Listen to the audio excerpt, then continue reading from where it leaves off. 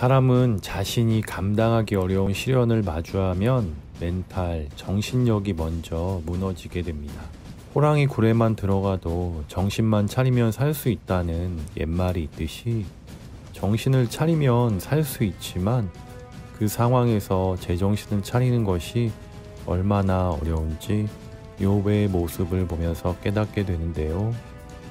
우리도 욥과 같이 어느 날 갑자기 내가 가진 모든 것을 다 잃었다고 생각해 봅시다. 제 정신으로 살아갈 수 있을까요? 저도 욥과 같이 내가 왜 이런 상황에 처했을까 신세를 한탄하며 내 자신을 원망할 것 같습니다.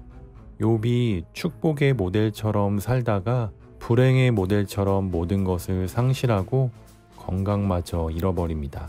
하지만 욥은 하나님을 저주하지 않습니다.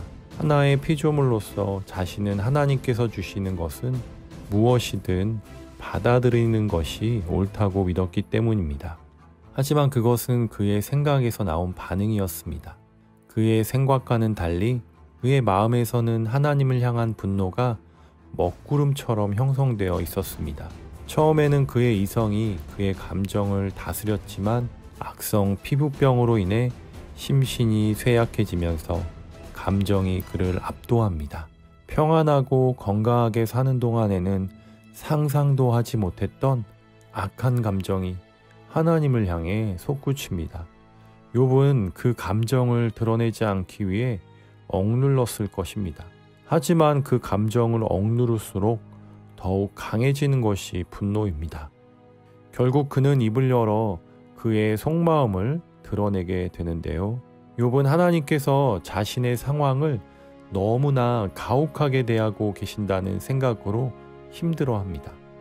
욥이 고난을 당하기 전에 경험했던 하나님은 모든 상황 속에서 지혜를 주시고 해결책을 주셨을 것입니다. 그러나 1절부터 12절에서 욥은 자신이 태어난 날을 저주합니다. 그는 자신이 태어난 날이 달력에서 지워져서 자신도 없었더라면 좋았을 것이라고 말합니다. 어머니의 태가 열리지 말았어야 한다고, 모태에서 죽었더라면 더 좋았을 것이라고, 태어났을 때 죽게 내버려 두었더라면 좋았을 것이라고 탄식합니다.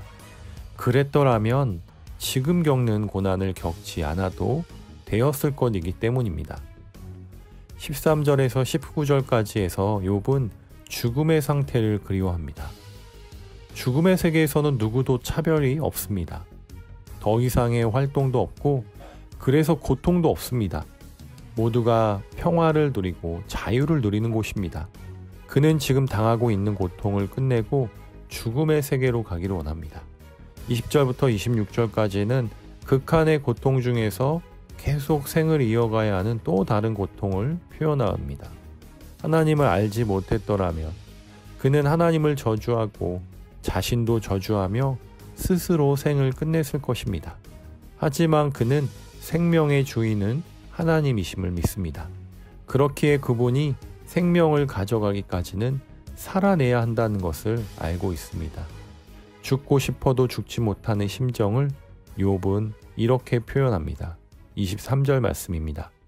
어찌하여 하나님은 길 잃은 사람을 붙잡아 놓으시고 사방으로 그 길을 막으시는가? 라고 절규합니다. 고통과 시련은 먹는 즐거움마저 잃게 합니다. 음식 앞에서도 탄식합니다. 지금 상황이 이런데 음식이 넘어갈 리가 없겠지요. 고통 속에서 평안도 없고 휴식도 없이 불안만 가득하다고 말하며 차라리 죽는 것이 훨씬 나을 것이라고 말합니다. 아무리 믿음이 강한 사람이라도 시련과 고난에는 장사가 없다곤 말하듯 지금 이런 상황에서 도저히 믿음으로 이겨내라고 말하기에는 어려울 것 같습니다. 때로는 욥처럼 하나님께 자신이 처한 상황을 넋두리하며 고통 속에 있는 나를 돌보아 달라고 외치는 것도 고통을 이겨낼 수 있는 최선의 방법이 아닐까 묵상해 보았습니다.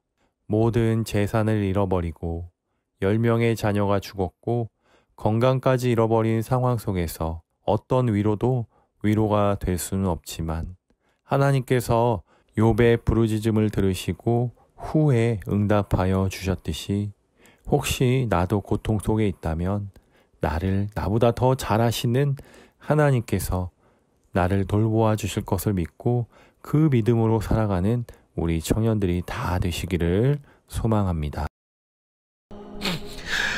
어찌하여 내가 태에서 죽어 나오지 아니하였던가? 어찌하여 내 어머니가 해산할 때 내가 숨지지 아니하였던가? 어찌하여 무릎이 나를 받았던가? 어찌하여 내가 젖을 빨았던가? 그렇지 아니하였던들 이제는 내가 평안히 누워서 자고 쉬었을 것이니 자기를 위하여 폐허를 일으킨 세상 임금들과 모사들과 함께 있었을 것이요, 혹시 금을 가지며 은으로 집을 채운 고관들과 함께 있었을 것이며,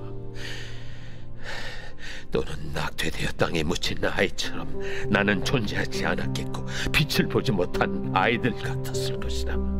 거기서는 악한 자가 소요를 그치며, 거기서는 피곤한 자가 쉼을 얻으며, 거기서는 갇힌 자가 다 함께 평안히 있어 감독자의 호통 소리를 듣지 아니하며, 거기서는 작은 자와 큰 자가 함께 있고 종이 상전에게서 놓이느니라.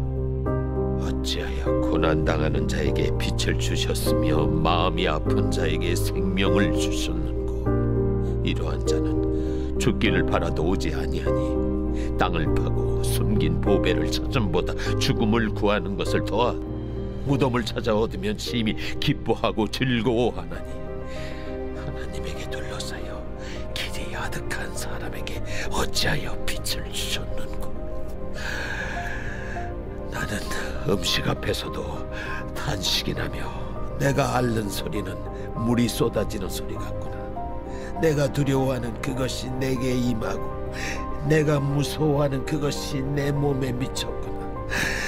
나에게는 평온도 없고 안일도 없고 휴식도 없고 다만 불안만이 있구나.